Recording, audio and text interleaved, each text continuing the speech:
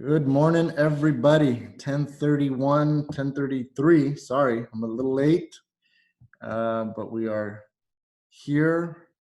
Gonna get started here in a minute. Let everybody log on, connect to audio, and then we'll get started in just a minute. Good morning, Mr. Bale. How you doing? I'm good. How are you? Hanging in there. Hanging in there. Good.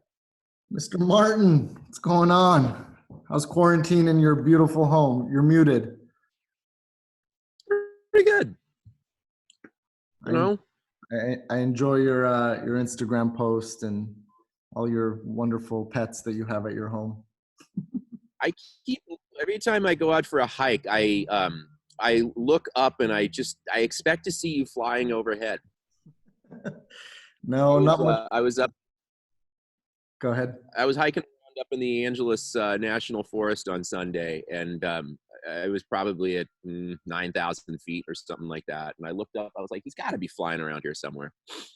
Yeah, unfortunately, haven't been able to get too much of that in, but hopefully, once this is all over, we'll get some hanger time in there soon.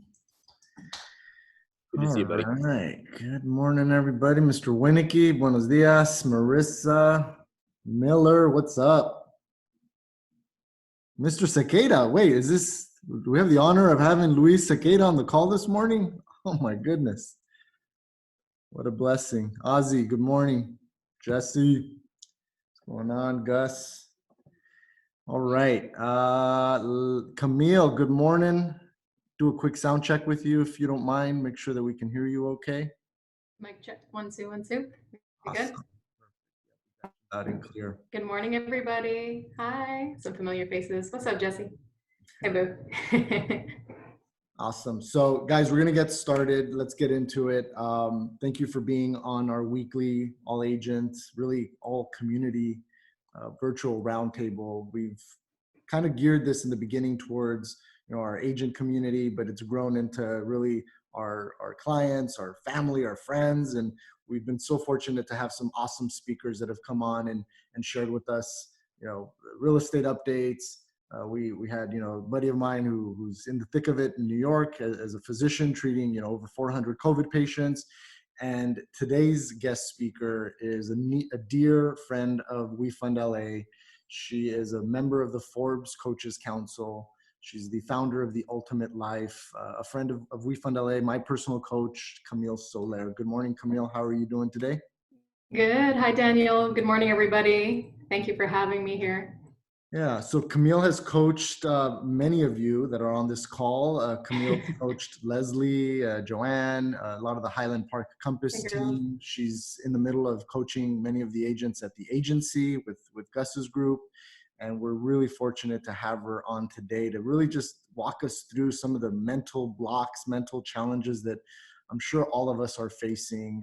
I've had my moments of weakness where I just kind of sit in a corner and just put my head down and wonder, when is this going to all be over? And I want to get back to normal. I want to go have, pastrami at the hat with my team, like we usually do when we're feeling bad, and go have a dirty lunch, as we call it. But we're really fortunate and blessed to have Kamille on the call today. So as a quick reminder, if you don't mind, just keep your line muted during the presentation, but please use the chat box to ask any questions of Kamille.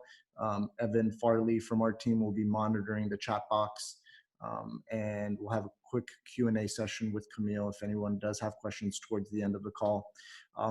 After Kamille, we'll have a quick mortgage update, some really, really important mortgage stuff that's happened. Obviously, it's an ever-evolving landscape, but we'll have some quick mortgage updates for you guys, some forbearance stuff. There's been a lot of questions on how, if you take a PPP loan out, does that affect your ability to qualify for a mortgage? And so we'll give you guys some updates. I know a lot of you have borrowers who are self-employed, they're business owners. They're taking advantage of some of these programs. So we'll give you guys some updates at the end of the call. And then, as always, we'll do some wants and needs and let you guys talk about anything that you need as far as real estate goes, any trends, and any best practices that you guys want to share. So with that, Kamille, I think we're week 5 into quarantine, something like that. Right. Beginning to feel heavy. I think some of us are going a little stir crazy at home. And, I think we're all looking for an escape, and we're all wondering like what the new normal will look like. And we have so many leaders, entrepreneurs, mothers, fathers, heads of household on this call. And I'd love to hear from you, what advice do you have for all of us to keep our mindset in check and make sure that we don't go into like this spiral of shame or the spiral of anxiety or fear? Walk us through it. Yeah, absolutely. Simple question, just kind of give you one magic pill that cures it all. But before I get started on that, what I want to encourage each one of you, if you've never worked with me before, I'm very interactive. So coaching is a process that goes back and forth. So it is a partnership. So in order to get the most out of today's session, I'm going to encourage you to type in the chat if anything hits home for you. Like if you say, oh, whatever she said right now, that resonates with me, please type it in the chat. That's really important in this process of coaching. The reason that resonance is important when you're listening to this work is that's the message for you. So I'm going to say a lot of different things today, but if something hits home for you, if you say like, oh, that line she said about flexibility, or that line she said about routine, or that thing she said about control versus intention, that's for you. And so that's really the key to coaching, is being a great listener, because while I might teach, I'm also going to ask you some questions. Second thing, other than typing in the chat, anything that hits home for you, is if you have questions that come up. So if I say something and I talk really fast, because sometimes I get super passionate, and you're like, wait, expand on that, type it in the chat. And then I'm sure Daniel or Leslie or Joanne will make some space for those questions as we go through it. But talking about mindset, right? Daniel, you're talking about how do you keep this positive and aligned during this time when everyone's feeling a lot of anxiety and fear? Is that what you wanted to kind of dive into? Yeah, I think, you've done such a great job of walking a lot of us on this call through challenges, or you call them puzzles. They're not problems, they're puzzles. Right. And we're in the middle of this big puzzle, right? Trying to put it all together. Yeah. Like help us, you've done such a good job on with a lot of us, but walk us through some of the challenges that we might be facing. Absolutely. So one of the things that's very difficult during this season is, how do I get back into my routine, Kamille? How do I do the things I always used to do so that I can have this sense of normal again? And what's very common, especially for agents that I work with, is you all tend to have a very, what we call in the DISC assessment world, high D, high I personality. Very dominant, very interpersonal. You like to communicate. You also like control. That's why we're entrepreneurs, right? We don't want anybody else controlling us. We don't want a boss. We want freedom of our own time. And so now your control has been stripped. You don't have a choice. You have to stay at home. You have to shelter in place. You have to do business a different type of way that you're used to. And we don't like that. Most people don't, but it's the fact that now I don't have control over how I used to do things, and that can rock the boat for some people. Now in physics, and I want you to think about this, there is something called tensile strength. This is also a term they use in civil engineering. Tensile strength is the ability of a material to withstand tension and pressure. Fair to say right now, many of you might be withstanding a lot of tension and pressure as so much information is thrown at you. Things are changing on a daily. What is my business going to look like? And what's so fascinating is that there's a material that has a stronger tensile strength than steel. What do you think that material is? Some people think, well, like the strongest material is going to be steel, right? To have a steel-like mindset, to operate like steel, to be tough, to be rigid. But there's another material in nature that actually is stronger than steel. Anybody want to take a crack at it? You can either chat in the box or you can unmute yourself. Deborah said silk. I don't know if silk is stronger, but it is prettier, but you might be right, girl. I have to do some research on that. Jan guessed rubber. All right, we're seeing some bamboo. And if that's Stephanie Walsh, you're cheating because she's in my group coaching program, so she knows this. So yes, Stephanie, you get 1,000 points. It's bamboo. Now it's amazing because bamboo has about 3 times the strength, maybe even 6 times the strength of steel. And the reason that it has such a stronger compensity to deal with tension and pressure is its ability to flex. The ability to flex during this time is why it's so strong. See, people sometimes think like, if I'm just rigid, if I'm controlled, if I just keep things exactly how I need to do it, then I'll succeed. And it's good to have routine, but from a mindset perspective, if you're not also willing to flex and to bend, essentially to create a new way, then when times of tension and pressure come, like right now, you'll snap. And that's what I'm starting to see with a lot of agents who don't have flexibility. They're not willing to be creative. They're not open to new possibilities. And so one of the challenges I want to give you today, especially in your season of business, is to ask yourself, what are the top 3 results I need to produce on a daily basis? What are the top 3 results you're looking for? So what I mean by that, it might be connection with clients, organizing my CRM, and self-development. That's just an example. So let's just say for right now, in all of your activities, whatever you would do Monday through Sunday when you were in your office, you were always looking to connect with a client, past, current, potential. I was always looking to organize my systems and processes, and I was always doing a little bit of self-development, coaching, listening to my mentors, meeting with my broker owners. Okay, so those are the results you were always creating on a daily basis. Now, what other ways can you produce those same results? Can you still connect with your clients during this time, past, present, and future? Absolutely, probably in an even more powerful way than you used to. Can you still organize your CRM? Absolutely, you probably have even more time to do that now, right? To be able to get to the things that you always said, I should do videos, I should do social media, I should finally get a virtual assistant, I gotta train my TC, we've been wanting to read this book. You got time. And remember this, in any given situation, agent, leader, broker, owner, single agent, doesn't really matter, but you're either always growing or dying. Those 2 processes are always taking place, your control or not, right? So you're either growing or dying. Now here's your control factor. Here's what you have control over, is you will either create an environment that helps you to succeed and grow, or you will continue to do habits, speak in a certain way, do certain things that's going to enhance the suffering and the death of your business. But either way, those 2 things are going to happen. You're kind of like the farmer, the gardener that's planting seeds and watering it to either grow, or you're totally abandoning ship because you're like, forget it, I've never been able to do this before, we've never been through this, I don't want to deal with this, I'm just going to wait till the gates open up again. And then you don't water. And then you don't plant those seeds with clients. And you don't do the things now that will be your business 90 days from now. That is the worst thing you could do. In fact, there was an article that came out in Inman recently that gave advice to all agents across the country saying that the last thing you want to do is not connect with your clients and be a beacon of light and hope for them during this time. Because the agents that don't reach out, that don't connect, are the ones that will be forgotten or remembered as the ones who didn't check in with me. And then the ones who actually just said, hey, how are you doing? What's going on? They're the ones who 90 days from now, when all the coronials are born and you have move-up buyers ready to go because their space is too small in 10 months. I'm just saying, people got a lot of time at home. So you never know. Your buyers can go from just a married couple to soon the young parents.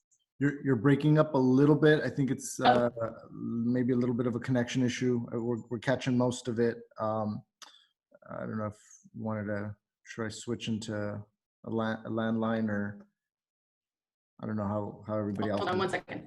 Okay. Can you guys still hear me? Yeah, got you now. Coronials, I love it. I love it. A landline. Shut up, Alex. I'm sorry, is it still breaking apart? A little bit, yeah. It's a little scratchy. Maybe you want to just go not landline, a cell phone line to the audio piece. But Leslie does have a question as well for you that we wanted to ask you. Hold on 1 second. I switched over to a different line. How does this work? A lot better. Yeah, a lot better. A lot better? Yeah. Okay. I'm sorry about that, you guys. What was the last thing you caught? Coronials being born in about 9 months and everybody needing to buy a bigger house. Right. So again, the worst thing you could do during this season is just sit back and say, well, I'll just wait till things get back to normal, because the truth is that we will not, quote unquote, go back to normal. We will have a new normal. So now is the time for you as a business owner and as an agent, as an entrepreneur, to begin restructuring your business in the new way it will be done. Because when we think about it, every world-changing event has changed the landscape of any particular industry that it hit. So for example, in 2008, when we had the housing crisis, the way we did mortgages and loans changed forever after that, for many years. After 9/11, it changed completely the way that we traveled. If you remember, there was a day where we were able to walk onto a flight with liquids and shampoo bottles and all sorts of stuff. We could keep our shoes on going through security, but after 9/11, that changed. After COVID-19, the way we do businesses will absolutely change. Every industry, every brokerage, every company will always anticipate, if this happens again, are we ready to go lean and to go virtual completely again? So that's why this is a phenomenal time for you to shine and sort of reassess, how can I expand in a new skill set? How can I get my virtual game on lock? Maybe this is the time to get that virtual assistant and start dialing in my systems and my processes. So much can be done during the season. But unfortunately, to sit and wish, I just want it to go back to normal, it will only hinder you right now. And it doesn't mean you can't feel some type of way. I know versus I feel is very different. I'll repeat that. I know versus I feel are two very different things. When I'm coaching top performing agents, when I'm coaching CEOs, they tell me a lot, Kamille, I feel this way. I'm feeling anxious. I'm feeling sad. Is it okay to feel that way? Yeah, absolutely. You can't control how you feel. 100%. You're human. You're empathic. You're sensitive to people's emotions. You deal with their stuff all day. But tell me, what do you know to be true? And usually when I say that, I'm met with, well, what do you mean, Kamille? What do you mean I know? I understand how you feel, but what promises do you stand on in life? What are your values? What do you know? Well, I know that no matter what, I'll find a way. I know that through every tragedy in my life, I've been able to overcome it. I know that with God, all things are possible, right? You have to have promises, values, mantras that you stand on. Consider it like this.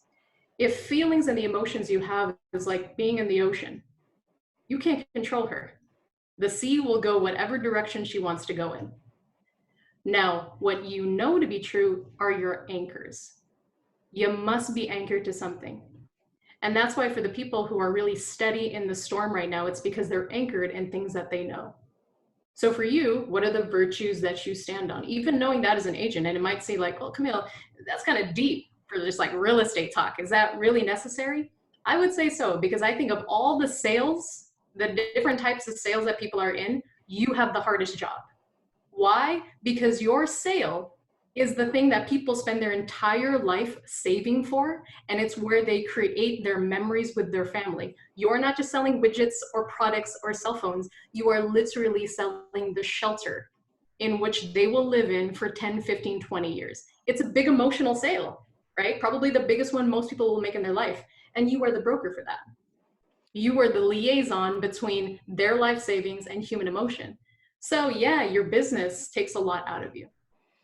Kamille, we have a question. So yeah, much happening around us, and I think that you just touched an important point, which is, as in the industry that we're in, right, we have our minds wrapped around so much, right? Our community, how is this affecting our community? How is this affecting our clients?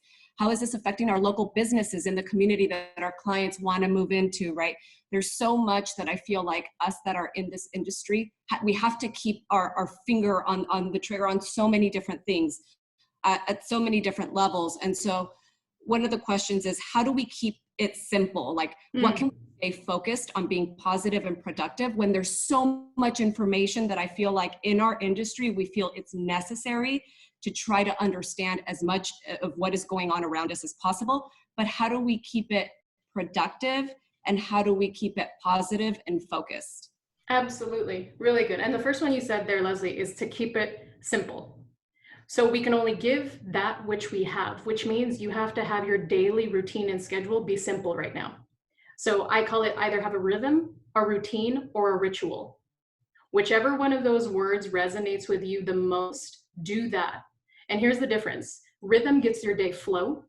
Routine gives your day structure. Ritual gives your day meaning. So whichever one resonates with you the most, keep that. And I'm, for example, I'm more of a rhythm-based person. So right now, the only 3 things that I'm doing is what I call go to church, go to school, go to work. That's my rhythm in the day.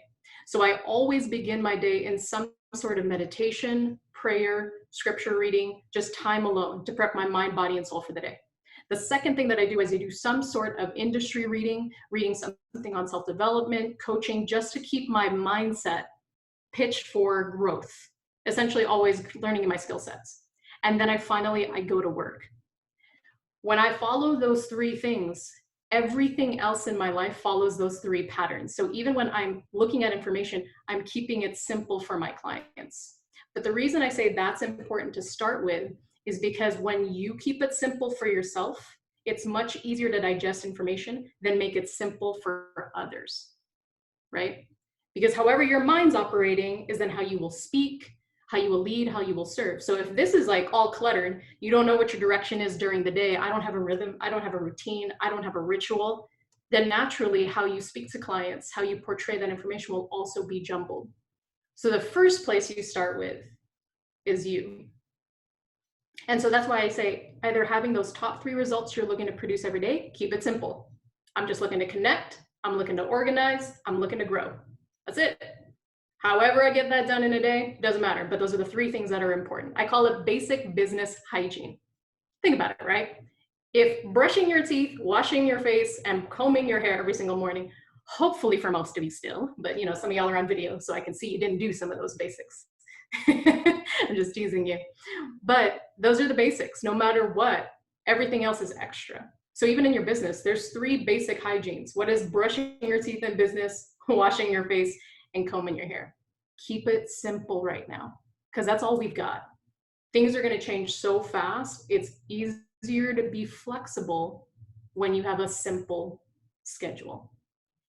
So I hope that answers your question a little bit, Leslie. And thank you for stopping me for those questions. Any other questions so far that have come through the chat? Joanne, I think, has a question. Yeah. You're muted. Hi. Hello. How are you? Wonderful. Beautiful to see you. So I wanted to ask, so you coach some of the most successful agents in our industry. Is there anything that you're seeing as some of like best practices, something that they're doing on the daily, other than what you've already shared with us, of course, that are, I guess, keeping them engaged with their clients, like agents that are doing something out of the ordinary right now, or anything that you can share with us? Absolutely. So number 1, they're doing virtual meetups like this. So a lot of them are doing virtual happy hours for their clients. They're conducting agent roundtables just like this one. They're also doing client homebuyer roundtables where they're just teaching, asking questions. They're basically finding a need. Lots of people are craving information right now, and they're just filling that need, right? So once a week, they might host a virtual meetup for all of their clients. Hey, these are the latest updates in the real estate market. Or, hey, this is the latest information on paycheck loans. Or, hey, this is the latest information on immunity and your health. So they know their clients best, so they're just filling that need. Or maybe they're in a local community, like I have a client out in Denver, Colorado. So every single week she's doing something on how to support small businesses in this area. So she speaks to her clients about local businesses in that area, but really just being present with them. The second thing, and I know this might sound overly simple, is they're literally texting every day or calling them and just saying, hey, how are you? That's it. Just a quick check-in, really, how are you? How's your family doing? Is there anything you guys need right now? And one of the coolest stories I heard, it's actually someone I'm coaching with right now at the agency, is she overheard either a friend of hers or a client who was, venting over the phone about how she was doing, kind of complaining, I can't find this one particular thing at the grocery store. And so that was kind of a bummer, but, no big deal, I'll get it next time. So this client of mine, an agent at the agency, went ahead and went on Amazon, ordered that exact same thing for her client that she couldn't find at the grocery store, and had it sent to her house. And then she got a phone call later on, was just like, oh my gosh, that's not why I told you I couldn't find it at the grocery store, but thank you, with tears in her eyes.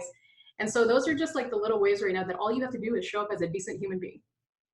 You don't even need to be an agent right now. But what the most amazing part is, most of them end up doing business with them. Like they'll ask, well, you know, I do want to buy a house in about 7 months. Can you help me figure out my savings plan?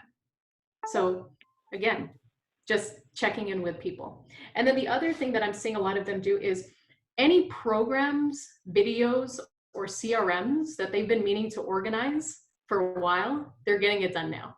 So now it's finally happening, right? That Instagram Live they've been wanting to put out for clients, the virtual home tours, the Facebook Lives, they're finally doing it because now they have the time. So really what it is they're planting seeds, Joanne. And I tell them all the time, think of it this way, and it's a beautiful quote that I love from Robert Louis Stevenson. Don't judge the day by the harvest that you reap, but by the seeds that you plant. So I ask them, what deposits are you making in your people? What deposits are you making in the garden of your clients? Because that's the biggest focus, is if you're looking to get something from them right now, wrong focus. That's a scarcity mindset. But the abundance mindset is that you plant seeds in people just by checking in with how they're doing.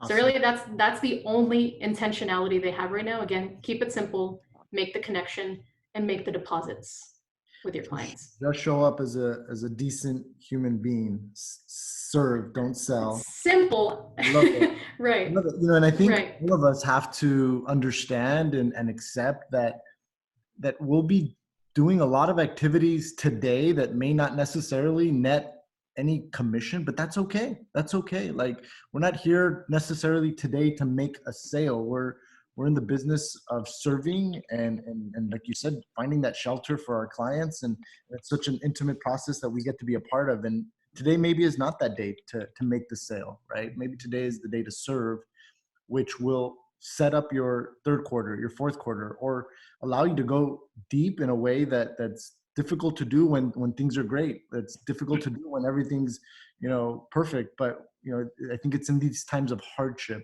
I think it's in these times where we're all facing these challenges that you have the ability to connect with people on such a deep level that they're going to remember for as long as they live, who checked in with them, who texted them, mm-hmm. who sent them that little item that they couldn't find at the grocery store. And those are the connections that I think will last a lifetime. So thanks for sharing that. Does anybody have any questions for Kamille? We'll open it up for a quick Q&A and we'll move on to some there was one in the chat. Jacqueline asked, I know a lot of people time block on here. So do you think it's important to keep our regular schedule? I'm assuming, like, would you maybe tailor the schedule now and maybe switch it up now that we are in this new normal? That's a great question. Thanks, Jacqueline.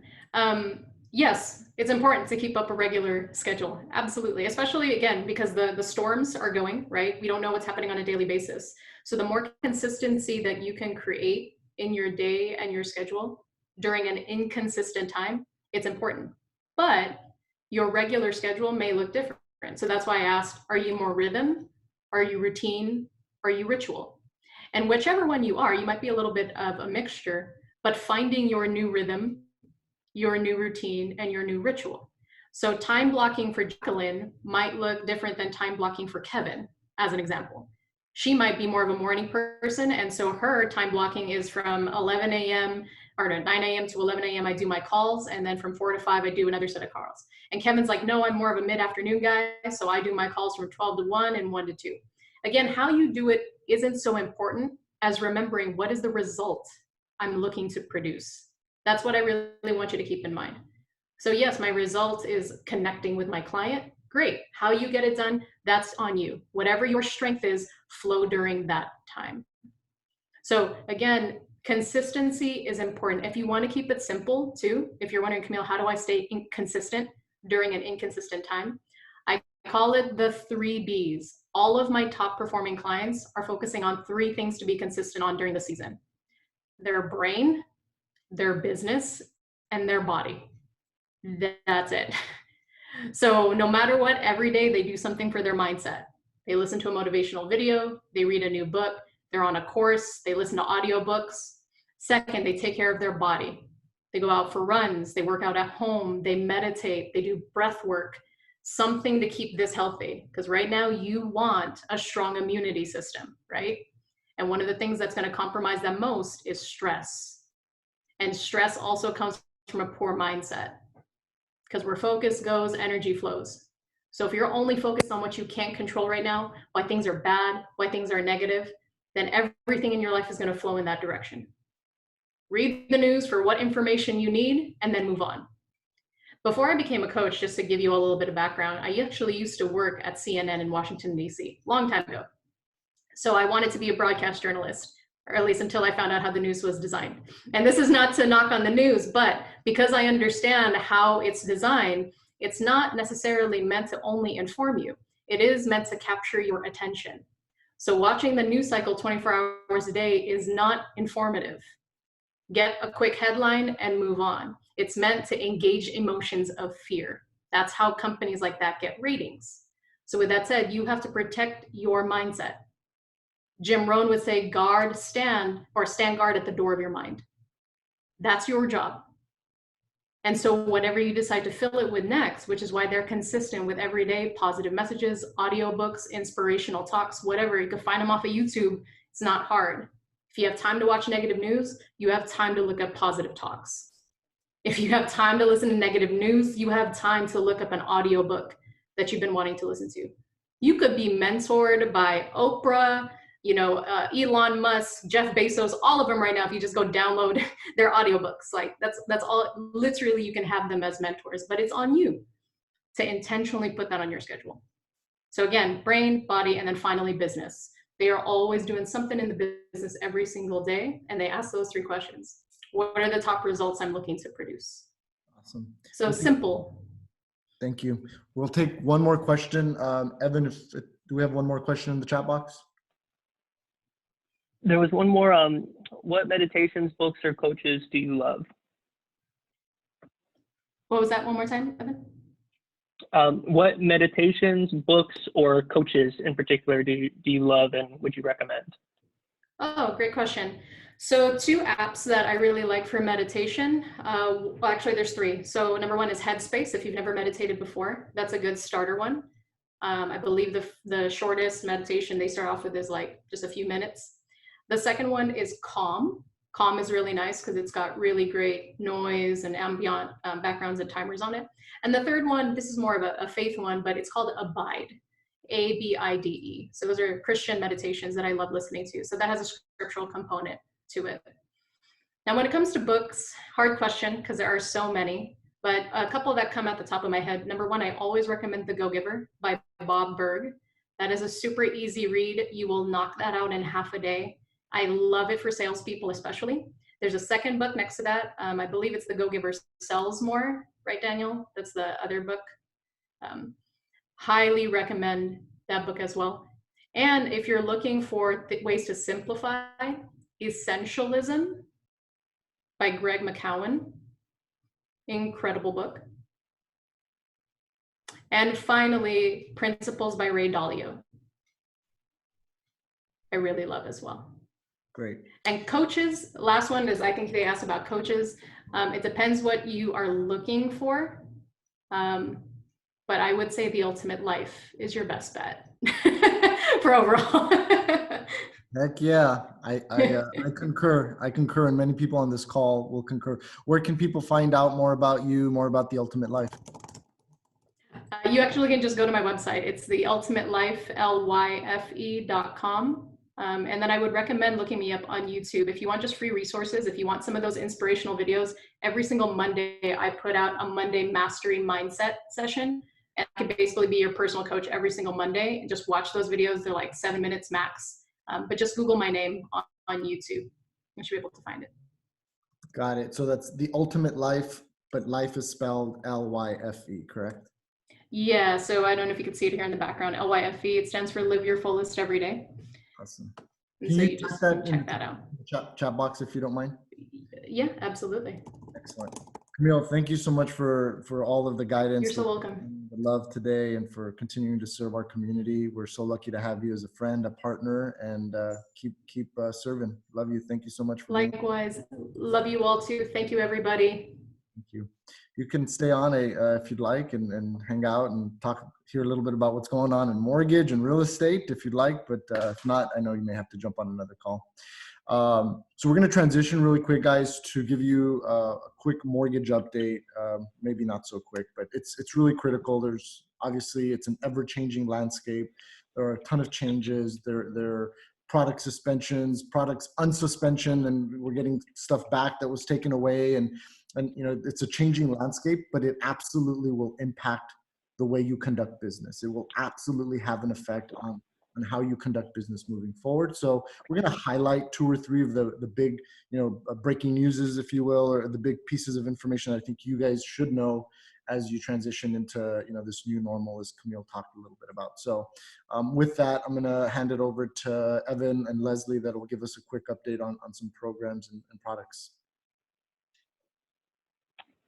Yeah, I think Daniel touched on a lot of it. I think probably next week we might go into a little bit more detail, and just in respect of time, we'll just kind of brush over a couple of things. Guidelines are changing. Lenders are kind of like what we talked about in the last couple of weeks. Is they're just looking at ways to minimize risk. I'm sure you guys saw some of the headlines with some of the bigger banks like Chase. Chase is actually no longer accepting HELOC applications. So one of the ways that they're just trying to cut back and minimize risk, they increase their minimum FICO and so forth. So we're going to go into probably a little bit more detail. I know Leslie wanted to touch on FHA. There's a reason why we may start seeing a little bit more FHA versus conventional, and some of the reason behind that. So I'll let you touch on that. Yeah, we all know, especially you all as real estate agents, that if you have a conventional loan versus an FHA loan as an offer, I mean, you tend to kind of take a look at that conventional loan as a more favorable loan, right? Conventional loan, just in general, guidelines have always been a little more conservative or a little more strict, right? So if you have a client with great credit score, right? Good down payment, even let's just say 10% down payment, but they've got great credit score. They've got, what a lender is looking for on a higher end client.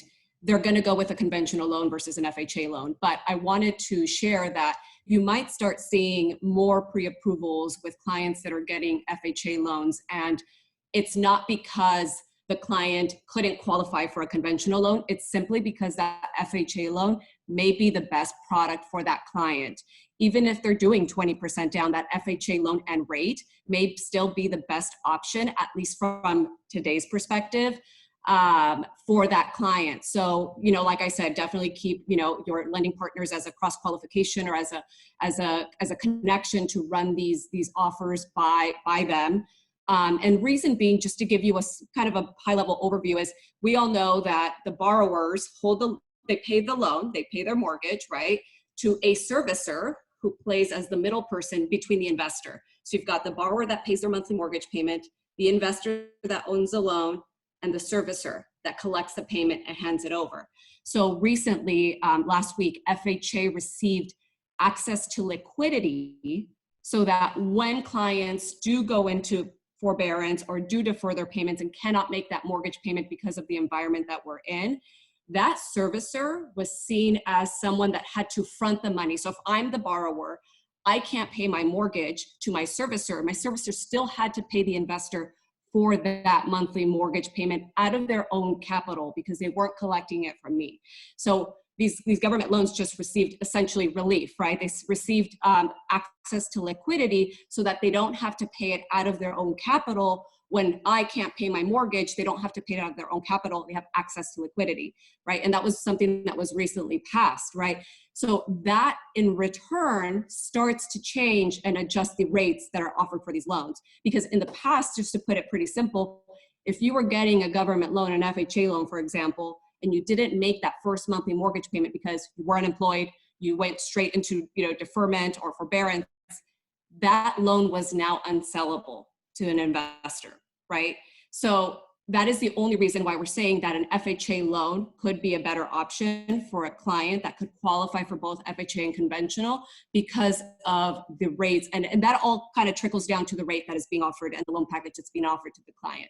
So don't, shoot down an FHA loan because you might think, well, it means they might have a lower FICO score, whatever the scenario might be. Not necessarily in this market. Everything is changing, constantly. So just trying to keep you guys as informed as possible and keep your lender on speed dial. And people are lobbying. We're all lobbying for relief for Fannie Mae, Freddie Mac, essentially conventional loans, to have some sort of relief. There's been some updates today on potential relief. So we'll continue to keep you guys informed in how that adjusts conventional pricing as well. But just to kind of give you guys an overview of, don't be afraid of those FHA loans. Obviously, we know condo side of things, they have to be FHA approved. So that's a little bit more of an overlay that you'll have to deal with as a real estate agent, as a potential listing agent. But just know that FHA loans are still in today's market could be considered as strong as a conventional loan. Awesome. Leslie, what a good job of kind of breaking it down for us in layman's terms. And I actually really enjoyed hearing the updates and why FHA might come back, and you put it in really simple terms. Thanks for doing that. Leslie touched a little bit about forbearance, and we've talked about it a couple of times on these calls, right? And I want to reiterate the importance of making sure that we're delivering the right message. And there's a very, very important message when it comes to forbearance, and that's really use it if you need it. If you have a legitimate hardship, you're going to get calls from clients. You may get calls from friends or family knowing that you're in the business, you're in real estate, you're in mortgage.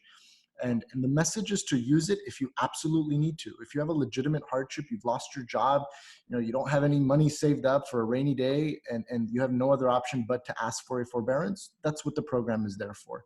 But it's not there to assist the client who is still working, who has money in the bank, who has a bunch of other options, but just is looking for a 12-month hiatus on their mortgage payment. That's not who the program was intended for, to help.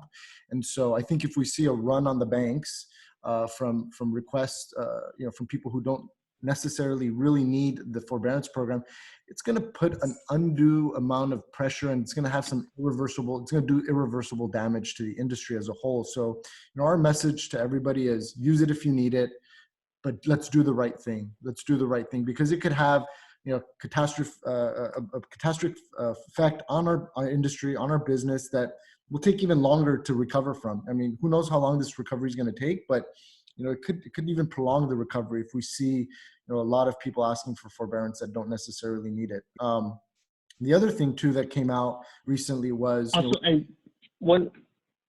Go ahead.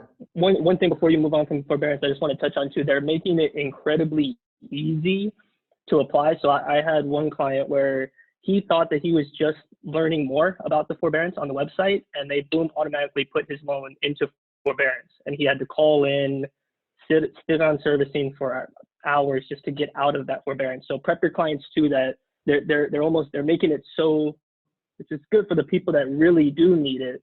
But it's almost so easy that some people don't even know that they're triggering their loan into forbearance. So it's something that they want to be careful for, especially if they have a current loan or a refinance or anything in process, because it could trip up some things. And not that anybody, on that point, Evan, excuse me. Hey, Daniel, I'm sorry. It's Anselm. I don't mean to derail you.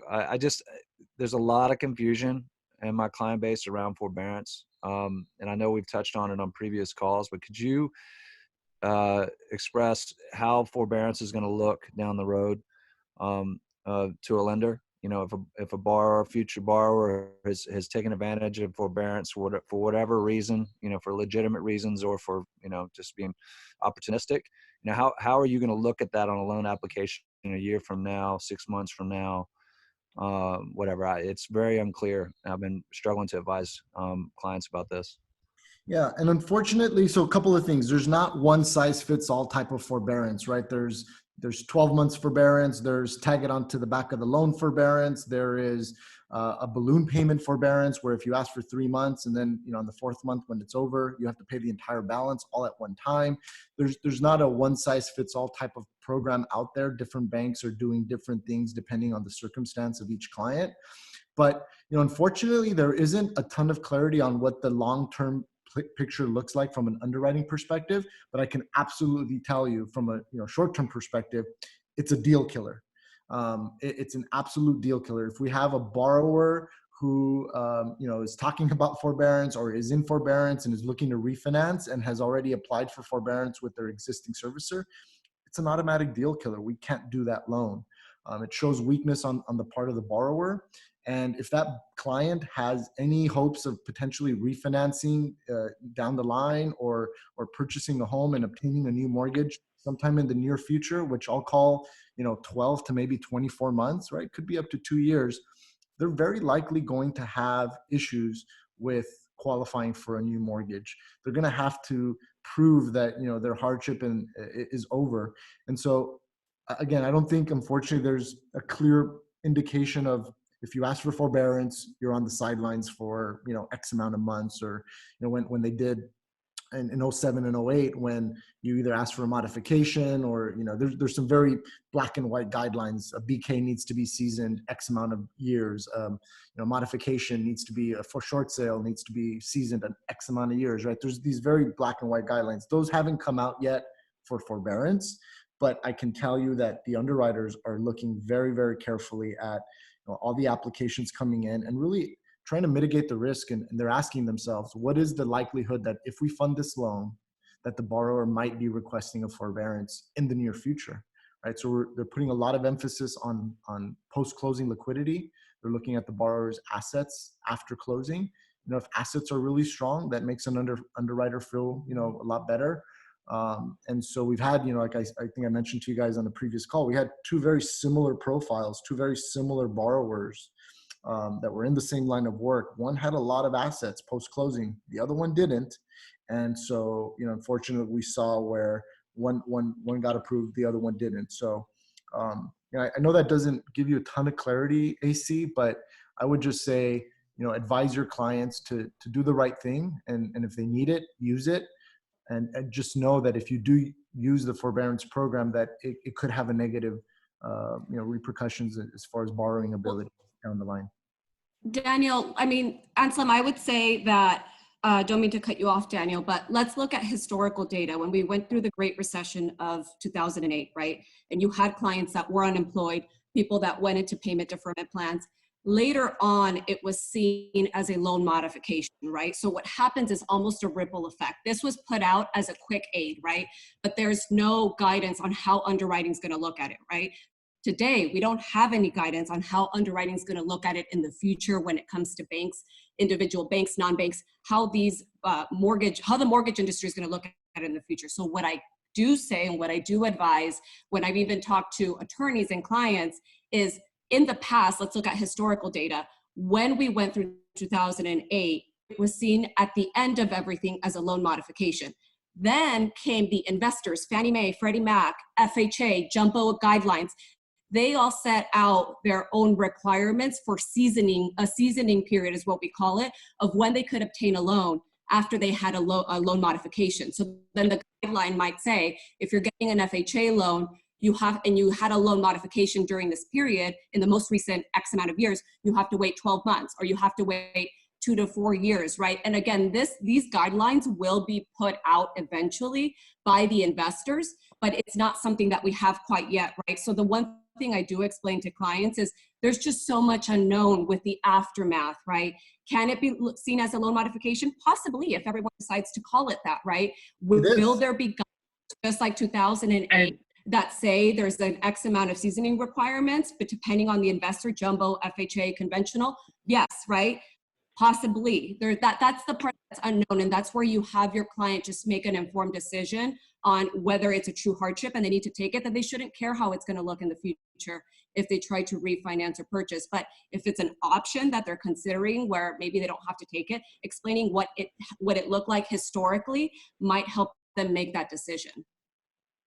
And all great points. And one thing I want to point out that Joanne mentioned in the chat, credit scores may not be effective. However, lenders will look at the mortgage payment history, even if it doesn't, for whatever reason, report as a loan mod, or if it doesn't report to the credit bureaus. Let's say you got a loan at Chase or whatever, and you want to go to refinance or whatever at Chase, they can look at your 12-month payment history. So the lender will be able to see, it may affect where they can get their current loan. It may not, their new loan. It may not report to where everyone can see, but if they, let's say if they wanted to stick with their bank was offering the best rate, but they look and they see the 12-month payment history that, you know, they applied for forbearance, they're most likely that's a way for them to look at it. So even if a lot of people are saying, well, it's not going to report, or they say it's not going to do this, typically someone will be able to research that information, and it could cause trouble down the road. I wouldn't be surprised if, you know, they put in, you know, for the foreseeable future, that lenders put a guideline in there and request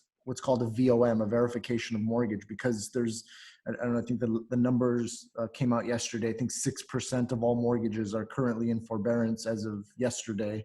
And that number is very likely going to rise. But because of what's going on, yeah, the credit report might not show technically that the borrower skipped the payment, but you know, what's to say the underwriter doesn't now request for a VOM, a verification of mortgage, which will give the true payment history.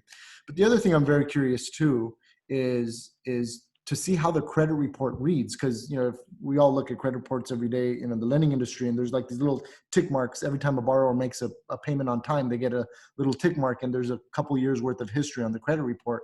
Well, I don't know, they technically can't get a tick mark for that payment, you know, in April that they missed, or that it's in forbearance. So I'm wondering how that's going to report on the credit report. But either way, guys, let's just make sure we're conveying the right message, delivering the right message to our clients that, you know, use it if you need it, but it could impact your ability to borrow in the future. And so the other thing that we wanted to talk about a little bit is we have a lot of self-employed borrowers who are business owners. Many of you on this call are business owners. You know, a lot of our clients have businesses that employ, you know, a lot of people. And so we're getting calls from clients saying, hey, you know, I'm in the pre-approval phase. I've got my active pre-approval with you, but I want to take out a PPP loan, the payment protection program.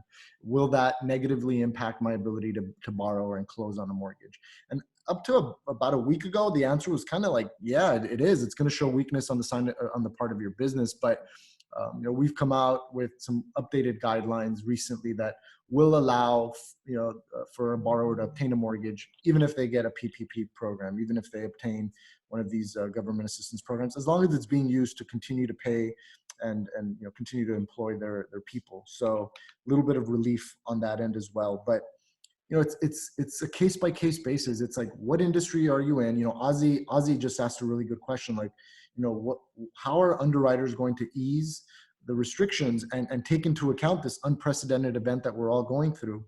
And again, I think it's case by case, it's industry by industry. You know, if you're in one of those industries that, you know, I'll take Disneyland for an example, right? If you had someone that's employed by Disney, which we actually do, we have a whole bunch of people that you know, live here in Burbank or Glendale that got furloughed, right? And they were either in the middle of a refinance or in the middle of, you know, shopping for a home. And, you know, Disney furloughed a bunch of their employees recently. And so, but Disney might be one of those industries that as soon as this is over, God willing, sooner than later, that, you know, the flip is back on, they're back to work. And, you know, if they're back to work and employed, gainfully employed and working full time again, you know, I think a strong letter of explanation detailing their nature of the business and that they're back to work and in a full-time capacity. If that borrower wanted to apply for a loan, you know, in October, for example, if and when this is all over and they're back to work, I've got to imagine that there's going to be flexibility around that, right? Same thing with our entertainment industry clients, right? I think that many of our clients who are in entertainment industry that are in production, and let's just say production gets shut down for 3 months, right? Let's just say March, April, May, and everybody goes back to work on June 1st, right? I've got to imagine that we're going to use common sense and we're going to exclude the 90 days, because what we do with entertainment industry clients and people in production, we do averages. We look at the last couple of years worth of income, maybe the last year's worth, and a year-to-date average. Well, it's not fair that we look at the borrower's year-to-date average when, you know, they didn't make any money for 90 days, to no fault of their own. So I think to answer your question, Ozzy, I think we're going to have some flexibility. It's going to be case by case. It's going to be industry by industry. And we'll have to kind of look at each particular case, each particular borrower on a case by case basis. So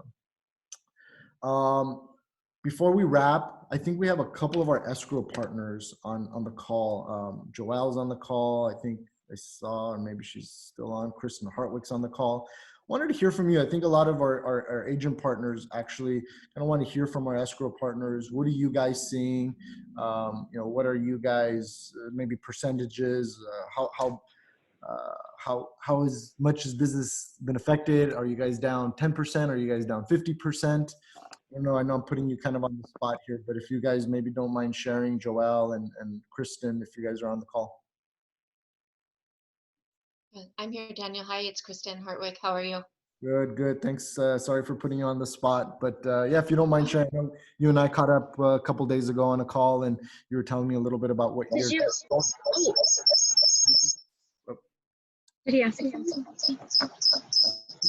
Joelle, I'm going to mute you real quick, and then Kristen, go ahead, and then we'll go to Joelle. Hi, good morning. Thanks for the question. So yeah, I mean, we're definitely down, obviously. The number's higher than I think even what we could have expected. I would say we're roughly at about 50%, which it's stabilized. It's kind of gone, up and down. The later part of March was definitely the weakest period for obvious reasons. We saw a cancellation rate that I don't think I could have ever imagined in my experience. So it was a little over double. We went just a little over 200%, but that number has definitely stabilized. And we're getting down to a little over 90% higher on the cancellation rate. Got it. As far as new or transactions that are in escrow that, can you talk about maybe a couple of scenarios where you've seen a potential cancellation, but there was a way to make the deal work? Are you seeing a lot of like last minute buyer concessions requests and any best practices that you've been seeing that may work for agents that may be in the middle of potentially losing a deal? Sure. So we've actually had two transactions in which we had a seller who had tested positive with COVID, and then we had a buyer who had tested positive. And so in both of those, they were quite interesting experiences in kind of going through that process. In the transaction that the buyer tested positive with COVID, they, after lifting contingencies, actually ended up getting a little over $100,000 price reduction. Whether or not that was because they tested positive, who really knows?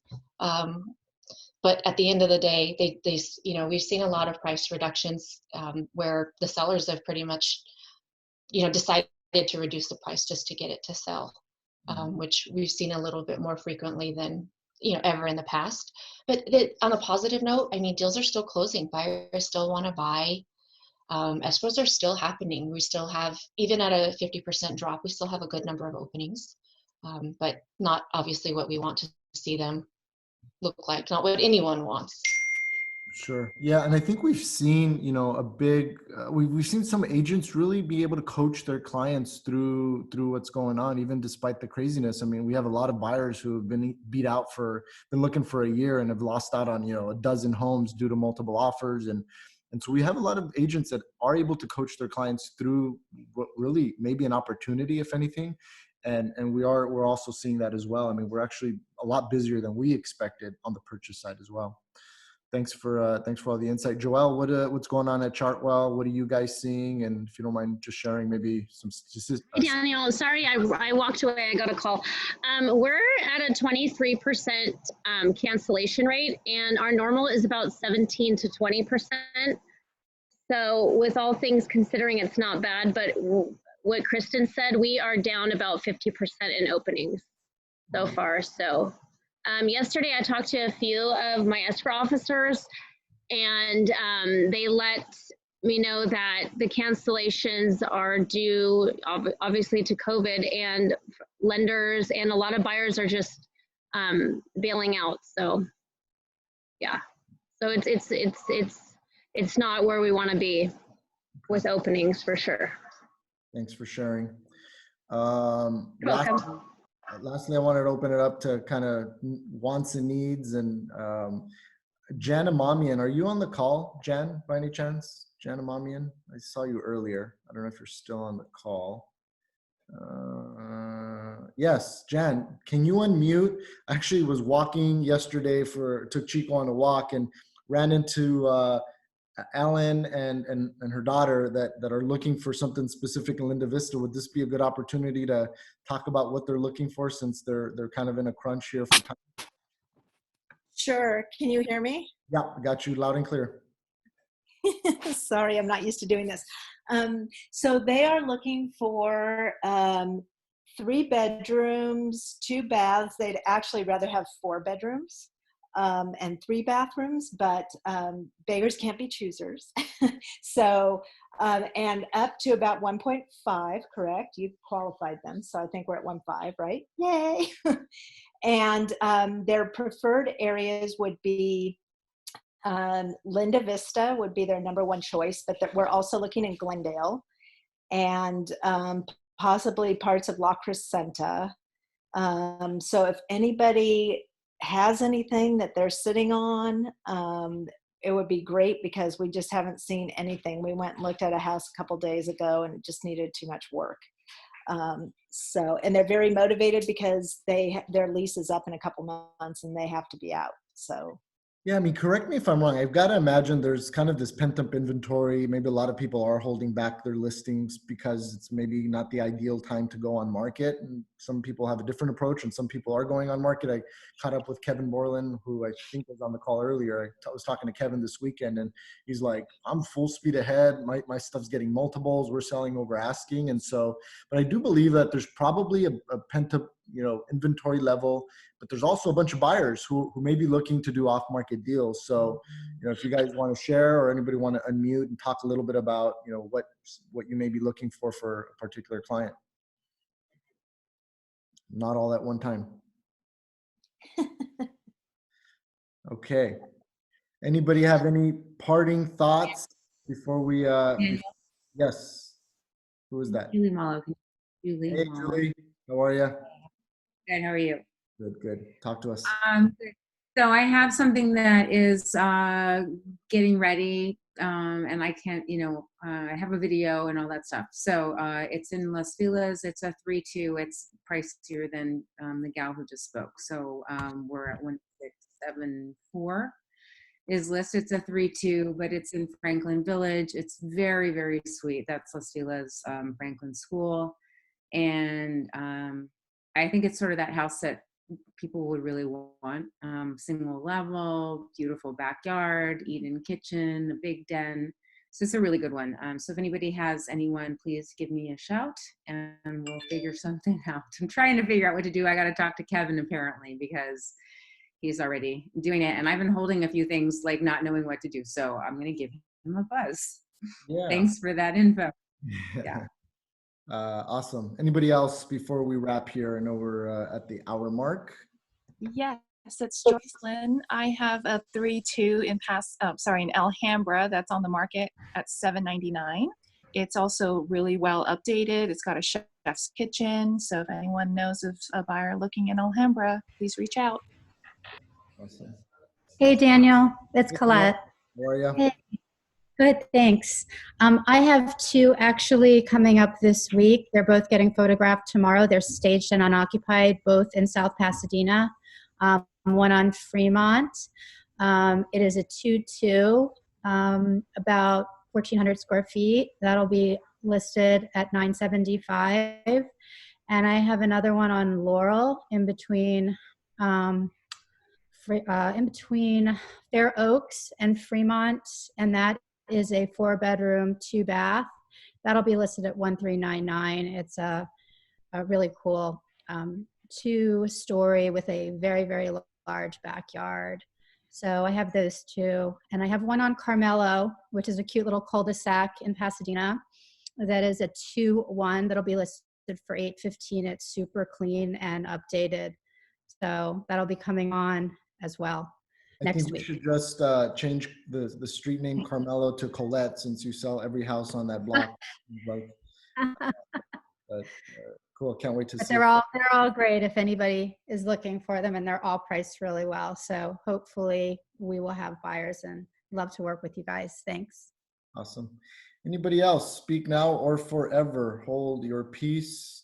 We will see all of you next Tuesday for our next All Agent Roundtable. And thank you so much for jumping on today, guys. Have a great day. Stay safe. Stay healthy. Be well.